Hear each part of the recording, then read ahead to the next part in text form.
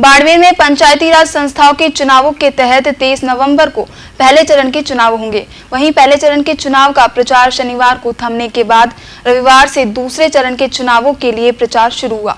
चुनावों को लेकर कांग्रेस, भाजपा, आरएलपी व निर्दलियों ने अपनी पूरी ताकत प्रचार में झोंक दी है। रविवार को केंद्रीय कृषि राज्य मंत्री कैलाश चौधरी ने धुरमना मुख्यालय पर जनसभा को संबोधित किया। धुरमना से खीताराम पूनर की रिपोर्ट।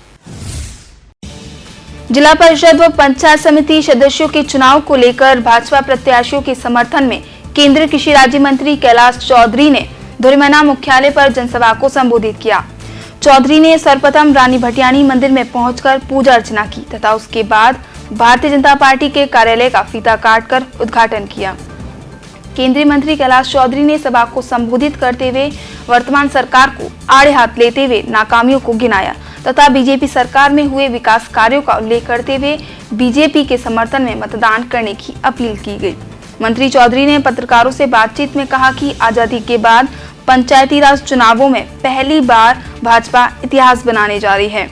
बाड़मेर की जनता इस बार भाजपा का जिला प्रमुख बनाकर कांग्रेस को करारा जवाब देगी।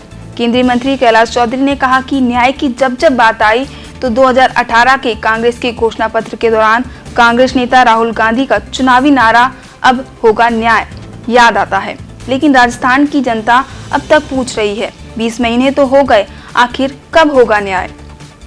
क्योंकि उन्हीं राहुल गांधी ने घोषणा की थी कि 10 दिन में किसानों का कर्जा माफ करेंगे। अब तक तो किसानों का कर्जा माफ नहीं हुआ है। जिस तरह से जोश और उत्साह है हमारे कार्यकर्ताओं में और जिस तरह से इन्होंने सबने मन बनाया है कि आज इस क्षेत्र के अंदर मीटिंग हुई है और यहाँ पर सबने मानस बना रखा है कि भारतीय जनता पार्टी को यहाँ पर जिताना है और यहाँ पर प्रमुख और प्रधान जो भारतीय जनता पार्टी के बनेंगे। और इसके पीछे निश्चित रूप से ये कह सकता हूँ कि राजस्थान की सरकार है वो फैल हो चुकी है। उन्होंने चुनाव के अंदर वादे किए थे कि हम किसानों का संपूर्ण कर्जा माफ़ करेंगे, वो कर नहीं पाए। युवाओं के लिए कहा था कि 3500 रुपये बेरोजगारी भत्ता देंगे, वो भी वो दे नहीं पाए। और बिजली के भी बिल है जो बढ़ चढ़ कर आ रहे हैं। इसलिए जनता में भयंकर आक्रोश है कि राजस्थान की सरकार को इस बार जिस तरह से उनके साथ कुठाराघात किया है, इसलिए और नरेंद्र मोदी जी के विकास जो किए उन्होंने, उनको देखकर जनता ने मानस बनाया कि वो भारतीय जनता पार्टी के पक्ष में मतदान करेंगे।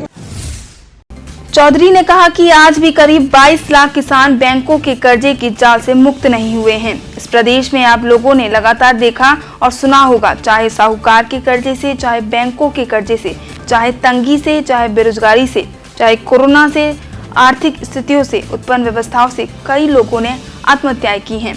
किसानों ने आत्महत्याएं की हैं, तो ये सरकार कब न्याय करेगी?